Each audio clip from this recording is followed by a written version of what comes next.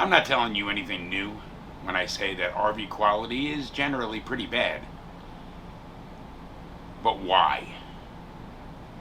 That's what I'm going to talk about today, and how you can keep yourself from getting a lemon.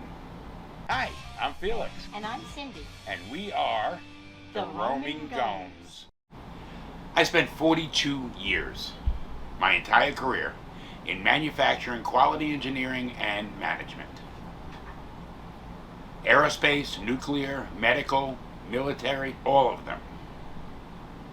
And one of the things that those industries have in common that the RV industry does not is an unaffiliated third party overseeing their operation. There are military specifications that are overseen by the government,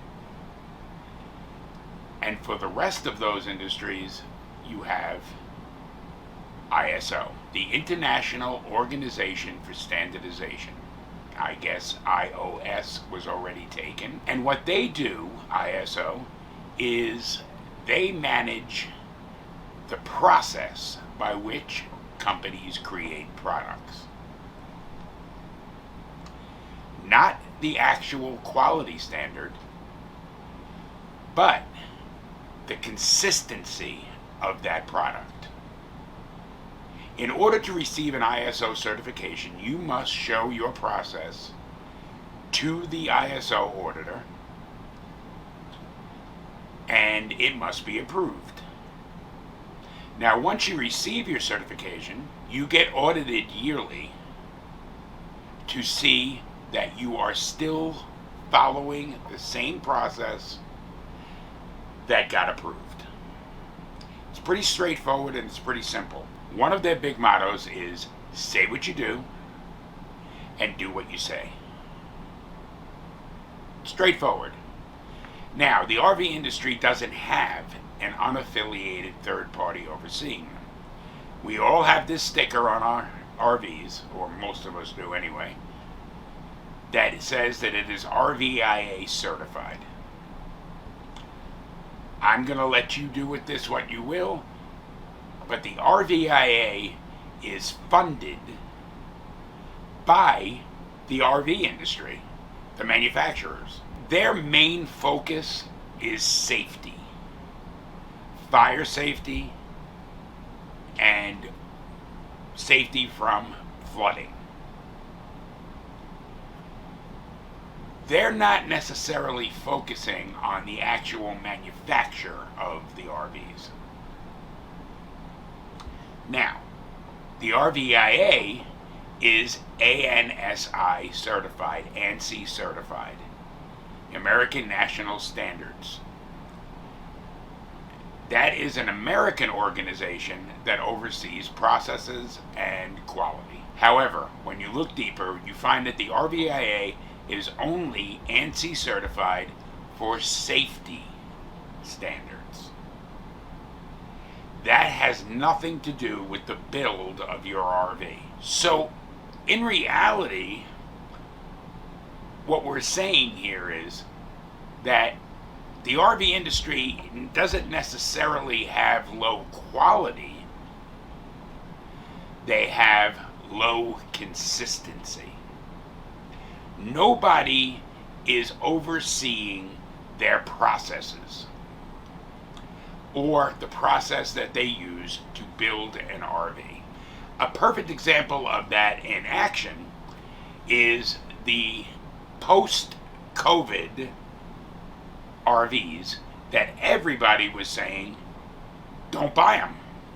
Just don't buy them because they're not good. We're not buying. And the reason that dip in quality happened is because they were building these things with whatever parts and processes they could do. My RV right here was sold without a ladder on the back, brand new. Why?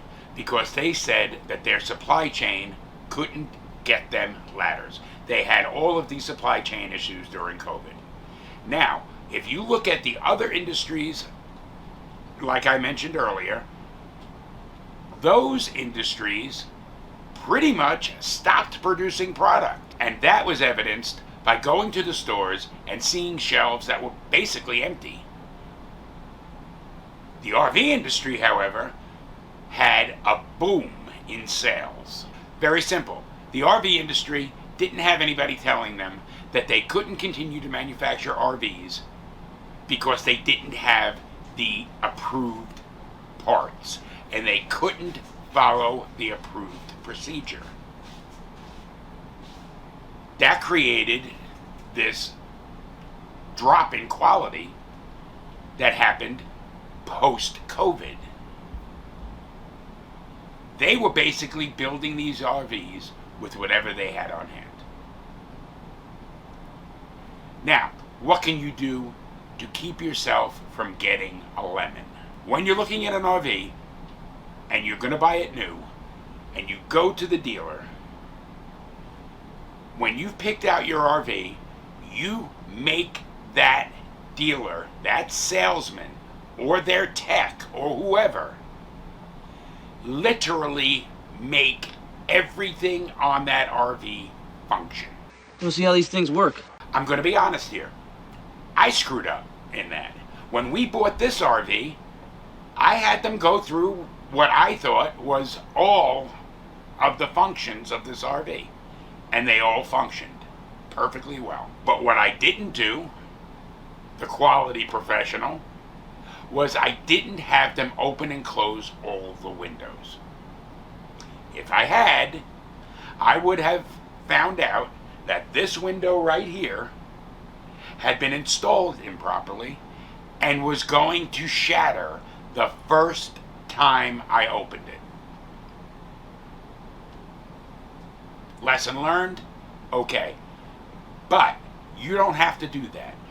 Everything that this RV has, does, or performs needs to be shown to you. From running the water, they have a freshwater tank in this thing. I had them put water in it and had them run the water. And then I took a look under the sinks and made sure there was no leaking. I looked in the underbelly for leakage. I made them turn the TV on. I made them turn the radio on.